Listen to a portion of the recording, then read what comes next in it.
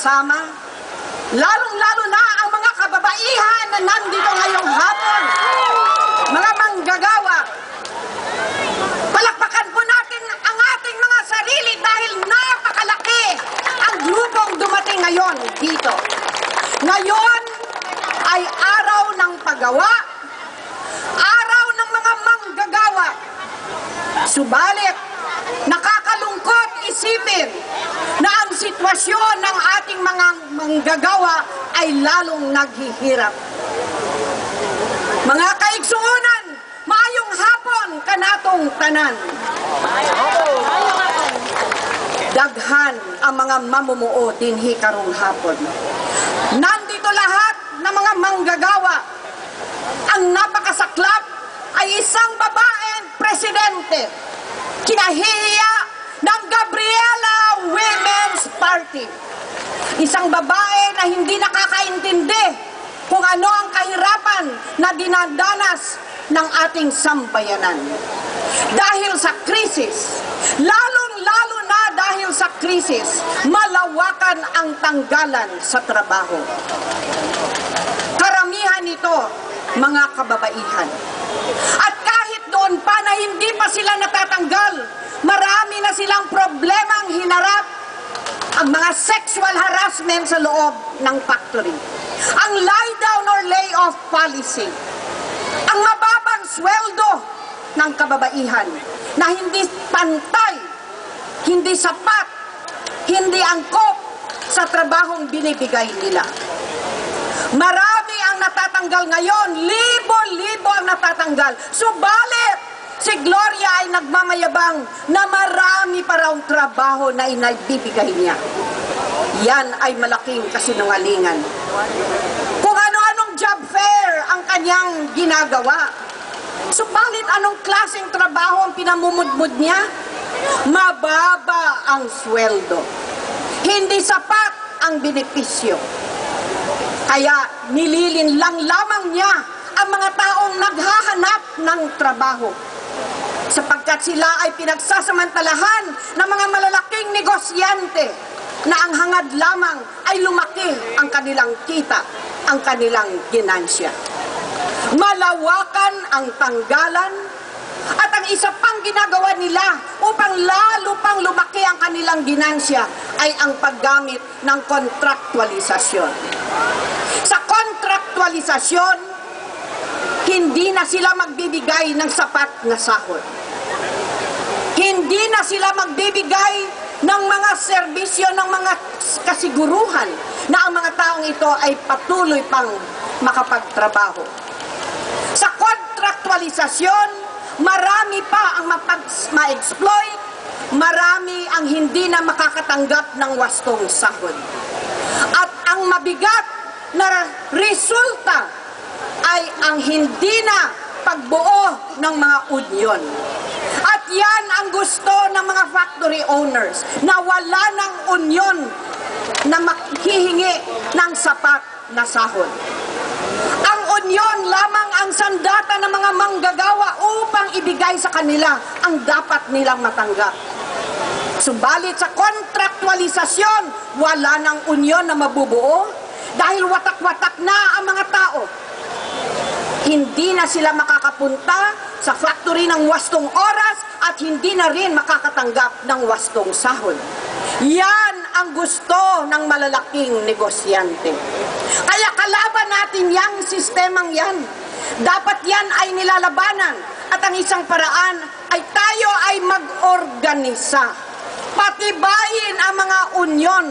Labanan ang paghahasik ng lagim sa ating mga opisyales sa unyon. Sapagkat yan ang ginagawa ngayon. Hinaharas, inaabdak, pinapatay ang mga leader ng ating mga mammuo, ng ating mga manggagawa.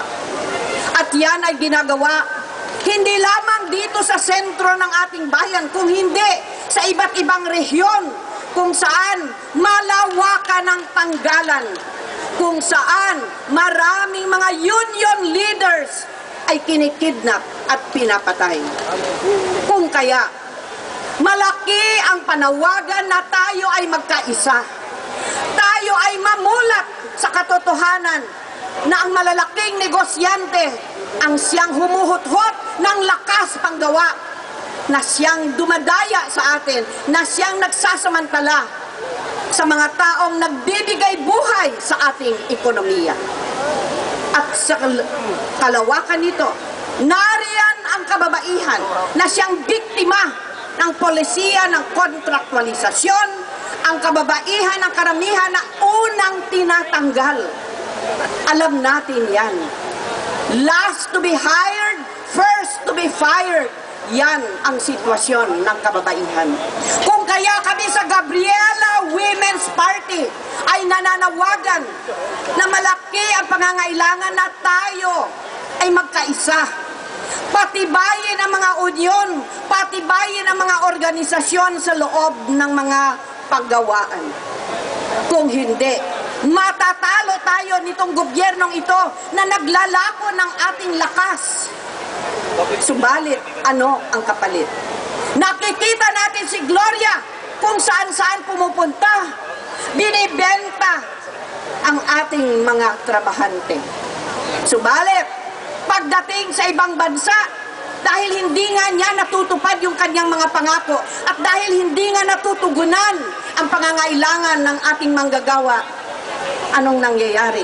Nagiging biktima na naman ng kung ano-anong pandadaya ng malalaking mga employers sa iba't ibang lugar.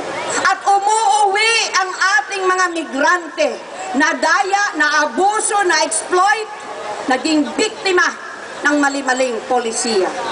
Dahil lamang sa kasakiman ng gobyernong ito.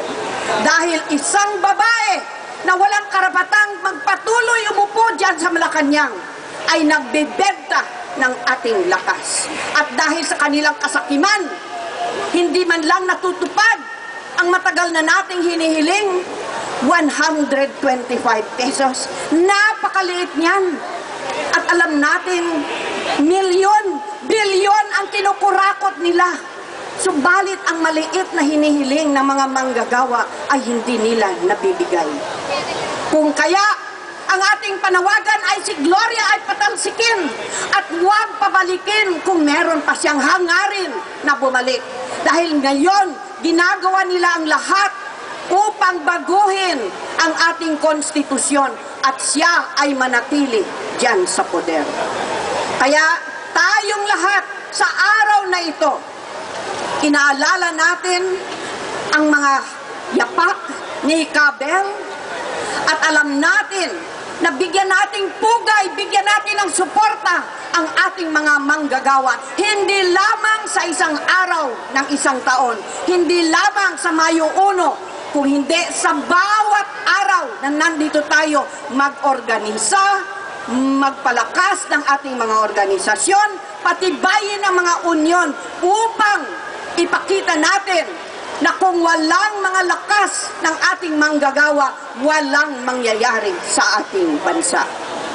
Kung kaya, inuulit ko, kami sa Gabriela Women's Party ay nagbibigay pugay sa lahat ng mga manggagawa at ating lalabanan ang mga polisiya ng kontraktualisasyon at ating labanan ang malawakang tanggalan upang ipakita natin na tayong lahat ay nagkakaisa at walang karapatan si Gloria na manatili pa dyan sa Malacanang.